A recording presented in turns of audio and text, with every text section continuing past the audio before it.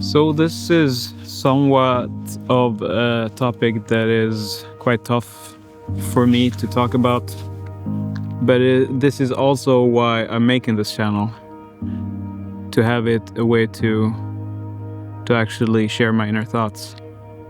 And it's something that I've thought about quite a lot. I haven't spoken to anybody about it. And it's something about the sadness and the awful feeling of not being close to somebody you actually love. And for me, that is my relationship with my mother. And it saddens me so much that we only meet every 6 months maybe. And even when we do meet, I'm quite frustrated because there's so much baggage there. There's so much underlying anger. And also my wife, she notices it every time, and she's like, you actually turn to a different person. You're on edge. You're just waiting for something to be wrong. And it's probably true. It's a lot on because of me, the relationship is so bad. But it is probably because we're so different people. And every time we meet, those differences get almost exaggerated. Now, me, myself, and this is gonna be somewhat hypocritical, I value people that are honest. I value people that don't promote themselves all the time. And coming from an Albanian culture, from the Balkans, I know a lot of people that are from there they're not humble at all. My mother is not humble at all. And that's something that I have such a hard time with. But the hardest part is that it's a person that I truly love. And it would make me so happy if my children had a better relationship with her. And they actually have a better relationship with her than I do. But every time I'm there, I get angry, I get pissed. I mean, in the culture that I'm raised in, and it could be a Balkan thing, Albanian thing. It could also be a thing that is specific to my family, but everything is exaggerated. I mean, if my mother did something, she's like, I did that, like, and then she exaggerates it like times 1,000. May not be a big thing right now, but it's somewhat hard for me to explain it. But for me is that our relationship isn't anchored in something true. Everything is a little bit twisted to fill a narrative. And I feel that everything my mother tells me has somewhat of angle. She has a bigger picture. She has an ulterior motive that I most of the time don't know about, but I feel it. She wants me to do something. She wants to change my mind. She wants to do this and that. And when talking to my siblings, I think they probably feel the same, but me being the oldest sibling, I struggle with keeping a happy face about it, where I know they listen to it and they're like, it's just like she is. But it hurts me knowing that she's not honest about stuff. I could probably give you an example. When I was 11 or 12, I started working. I sold newspapers in my neighborhood. It wasn't like a big job where I went and worked for 16 hours a day in a mine or anything like that. I was like 11, so I sold newspapers to my neighbors, and it took me half an hour to an hour Saturdays half an hour to an hour Sundays, because I had my route and I knew who to go to. So it went quite fast. And we were talking about it not too long a time ago. And my brother was like, man, I really admire that you did that in that age. And I did it from being 11 to like I was like the oldest newspaper salesman in the city. I was like 17 or 18, and I was starting to be ashamed of it because I was like, it was a kid's job basically. But now, 20 years later, 25 years later, we were talking about it in my mother's place, and so my brother tells me he was so proud of me and he always admired me, and I was like, thanks man, I really appreciate you saying that. But then my mother starts talking about it, and she's like, well, it wasn't that tough of a job, and we always give you more money. And I got so angry because I felt that she was diminishing what I did as a child. I'm not saying it was like hard labor, but still, of all my friends, I was the only one who had a job at that age. And she tried to diminish it, and I got so angry with her and that's the way she works. And I'm not sure why she wanted to diminish it. I almost felt it like she wanted to show that, he didn't have to work. We weren't poor, which we wasn't. Both my parents worked. But that was the thing that triggered me quite a lot. And there are stuff like this, like every time we meet, there's something like this that triggers me. And if it was another person, I would probably be triggered.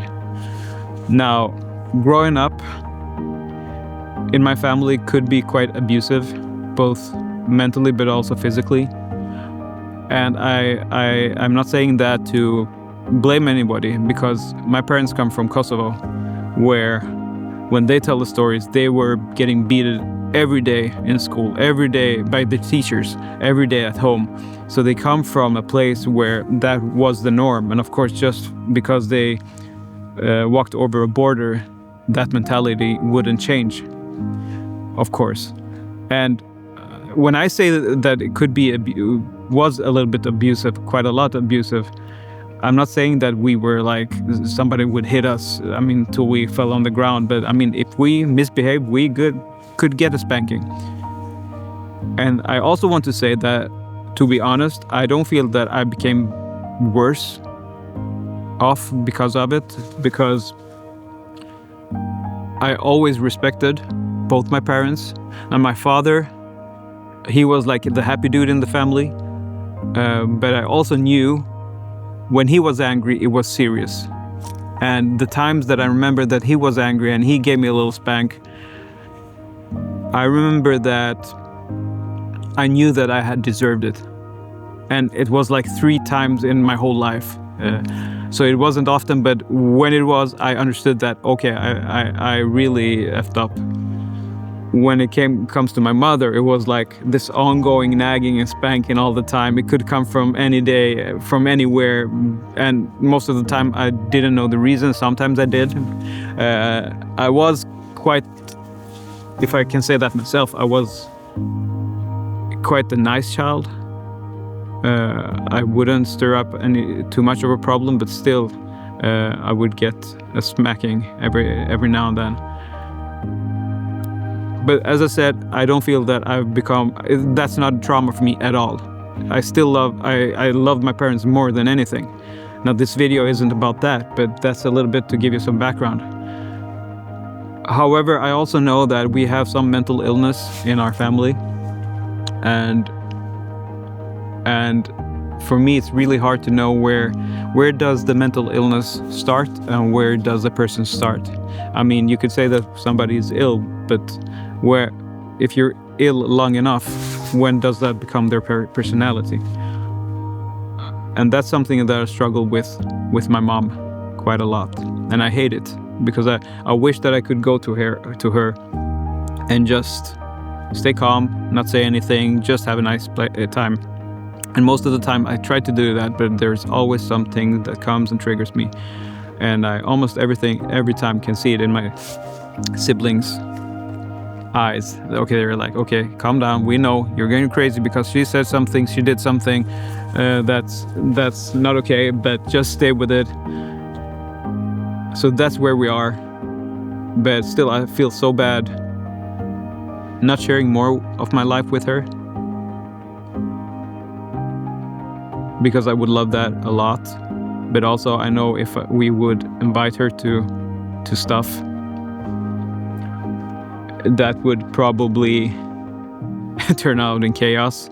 Can give you one example, of course. When my daughter turned 1, we had a small birthday party, and I was a little bit nervous about it because my mother would probably stir something up with my father's wife, or new wife at the time. They had probably been married for 10 years or something, but I was a little bit nervous about that. So the party goes quite okay, but then we're eating the cake, and of course my mother, now everybody at the party speaks Swedish. My mother speaks Albanian, as does my father and my father's wife, and I speak Albanian. So they start speaking Albanian, but they're having this fake smiles, so nobody else actually knows what they're saying, and I understand everything. And my mother's actually saying stuff to my father's new wife. She's saying stuff like, well, you don't know what we do when you're away, when you're on your travels and when you're on work. And I was so ashamed that my mother would take this birthday party as an opportunity to get some digs in on my father's new wife, because she was insinuating that my father would have an affair with my mother while the new wife wasn't there. And I was so upset, and I actually told my mother that I would like you to leave right now. I told it in Albanian, so nobody else at the table actually understood it, because it was all smiles. I was probably the only one that was really angry, but it was all smiles everywhere.